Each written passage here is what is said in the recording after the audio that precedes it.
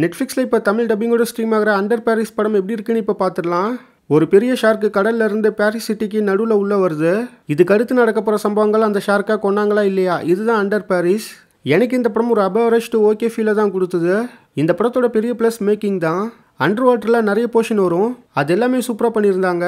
Atal content இந்த படத்தில் சுத்தமாக எதுவுமே கிடையாது. ஸோ கிட்ஸ் ஃபேமிலிஸோடய இந்த மூவியை நீங்கள் ட்ரை பண்ணலாம். ரன் டைம் பார்த்தாக்கா 1 மணி நேரம் 40 நிமிஷம் தான். தமிழ் டப்பிங்கும் நல்லாயிருக்கு. இப்போ இந்த படத்தில் என்ன பிரச்சனைன்னு பார்த்தாக்கா சீன்ஸை இவங்க இன்ட்ரெஸ்டிங்காக வைக்கல.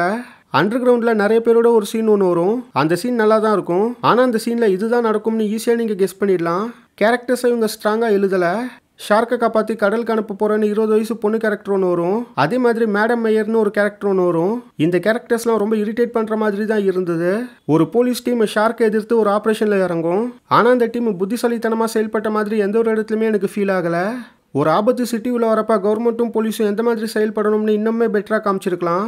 அதே மாதிரி டுவர்ட்ஸ் எண்ட்லாம் எனக்கு அவ்வளோவா கன்வின்சிங்காக இல்லை. ஓவராலாக டைம் பாஸ்க்கு இந்த படத்தை நீங்கள் ட்ரை பண்ணுறேன்னா ட்ரை பண்ணலாம்.